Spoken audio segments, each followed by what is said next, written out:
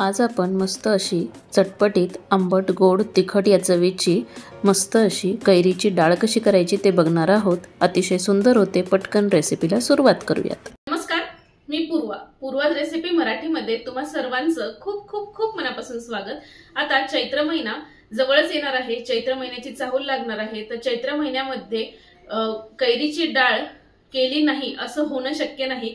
तर त्याच अनुषंगाने आज आपण करतोय कैरीची आंबट गोड तिखट अशी चटपटीत डाळ। अतिशय सुंदर होते चवीला। चैत्र महिन्यामध्ये चैत्रगौर बसली जाते, त्यामुळे हळदी कुंकवाचे कार्यक्रम होतात। तर हळदी कुंकवाच्या कार्यक्रमासाठी ही डाळ केलीच जाते आणि त्यासोबत पन्हे देखील केले जाते। तर कैरीचे पन्हे मी ऑलरेडी रेसिपी पोस्ट केलेली आहे, खालती डिस्क्रिप्शन बॉक्स मध्ये त्याची लिंक देते, अवश्य जाऊन बघा। तर आज आपण करतोय कैरीची चटपटीत अशी डाळ। त्यासाठी पटकन रेसिपीला सुरुवात करूयात। कैरीची डाळ करण्यासाठी इथे साधारण अर्धा कप मी हरभऱ्याची डाळ साधारण 6 ते 7 तास पाण्यामध्ये भिजवून घेतलेली आहे। तुम्ही 4 ते 5 तास भिजवून घेतली तरी सुद्धा चालू शकतं। आणि ही डाळ कशी व्यवस्थित भिजली आहे का नाही हे कसं ओळखायचं, तर हे बघा, हातामध्ये आपण घेतली तर इझिली दाबली तर तुटतीये डाळ, म्हणजेच डाळ व्यवस्थित आपली इथे भिजून तयार झालेली आहे। तर आता काय करायचं, इथे एक मी भांड घेतलंय, त्यावरती चाळणी ठेवून घेतलीये आणि आता या डाळीमधलं सगळं पाणी आपल्याला ना उपसून काढायचं आहे। अजिबातही या डाळीमध्ये आपल्याला पाणी ठेवायचं नाहीये। तर आता साधारण 2 ते 3 मिनिटं डाळ आपण निथळून घेऊयात संपूर्णपणे। आता इकडे आपली डाळ निथळवून होतीये, तोपर्यंत इथे एक मी तोतापुरी कैरी घेतलेली होती आणि तोतापुरी कैरीचे साल काढून असे अर्ध्या कैरीचे छोटे तुकडे करून घेतलेले आहेत। त्याच्यानंतर 4 ते 5 हिरव्या मिरच्या घेतलेल्या आहेत आणि अर्धी कैरी मी खिसून घेतलेली आहे। तर सुरुवातीला आपण काय करूयात, इथे एक मिक्सरचं भांड घेतलेलं आहे, तर त्यामध्ये ही जी आपण फोडी करून घेतलेली कैरी आहे ही घालूयात आणि यामध्ये चवीनुसार तुम्हाला कितपत तिखट हवंय त्या हिशोबाने इथे हिरव्या मिरच्या घालून घ्यायच्या आणि झाकण लावूयात आणि व्यवस्थित हे वाटून घेऊयात। हे बघा, इथे व्यवस्थित असं मिक्सरला मी हे वाटून घेतलेलं आहे मस्त। आता हे मी एका वाटीमध्ये काढून घेतेय। तर कैरी आणि मिरचीची जी आपण पेस्ट तयार करून घेतलेली होती किंवा जे दळून घेतलेलं होतं ते एका वाटीमध्ये मी काढून घेतलेलं आहे। तर आता परत एकदा मिक्सरचं भांड घ्यायचं आणि ही डाळ सुद्धा व्यवस्थित आपली निथळलेली आहे। हे बघा, ही निथळवून घेतलेली डाळ आहे, ती आता मिक्सरच्या भांड्यामध्ये घालून घ्यायची।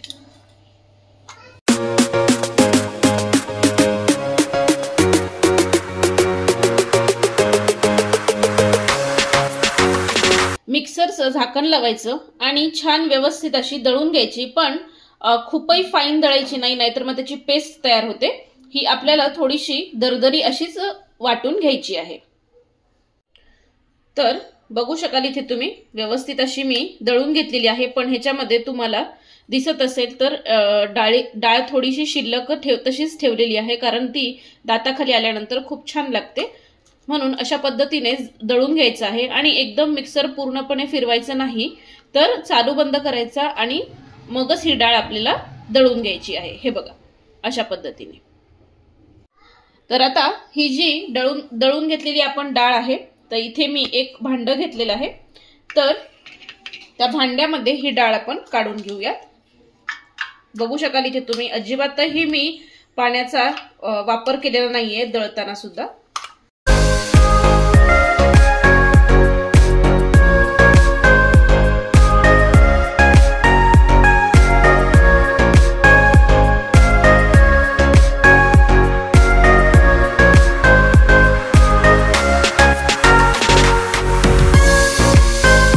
आपण मिरची आणि जे कैरीचं वाटण तयार करून घेतलेलं होतं हे चवीप्रमाणे घालायचं।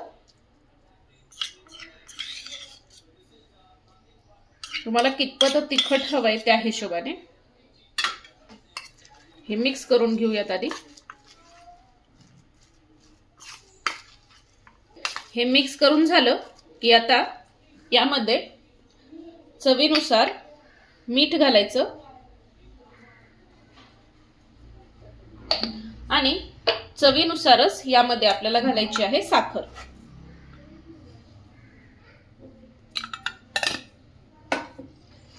मिक्स करून घेऊयात हे सुद्धा।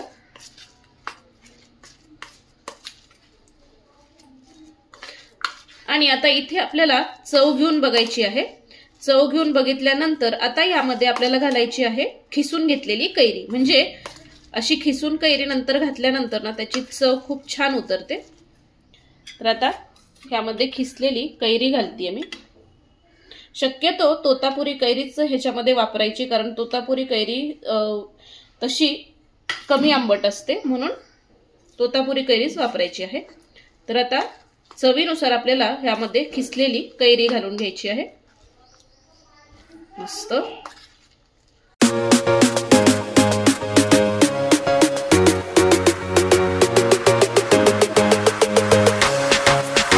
तर इथे ही डाळ व्यवस्थित आता मिक्स करून झालेली आहे। आता ह्याला अजून चव छान येण्यासाठी ह्याच्यावरतून आता मी फोडणी घालणार आहे।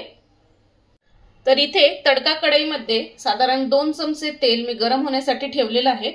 तर आता तेल छान गरम झालं की यामध्ये 1 चमचा भर साधारण मोहरी घालून घ्यायची। मोहरी छान तडतडली पाहिजे तरच फोडणी खमंग बसते। मस्त। हे बघा मोहरी छानपैकी अशी तडतडायला सुरुवात झाली की अर्धा चमचा जिरे घालायचे। जिरं पण मस्त छान फुललं पाहिजे आणि साधारण अर्धा चमचा तरी हिंग घालायचा। हिंगाचं प्रमाण थोडंसं आपल्याला जास्ती ठेवायचं आहे, म्हणजे त्याची चव खूप छान लागते। आणि आता गॅस संपूर्णपणे बंद करायचा। थोडीशी फोडणी शांत होऊन द्यायची आणि मग ह्यामध्ये घालायची आहे आपल्याला पाव चमचा हळद, नाहीतर मग हळद जळू देखील शकते। मस्त। आणि हा चुरचुरीत तडका आपल्याला ह्याच्यामध्ये ह्या डाळीवरती घालून घ्यायचा आहे। मस्त। हे मिक्स करून घेऊयात व्यवस्थित।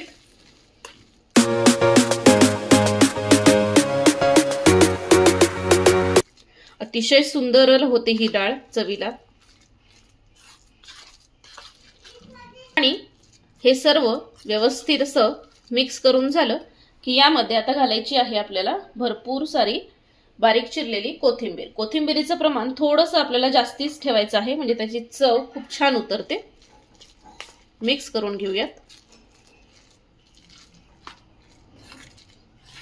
तर इथे ही आपली कैरीची चटपटीत अशी आंबट गोड तिखट डाळ बनून तयार आहे।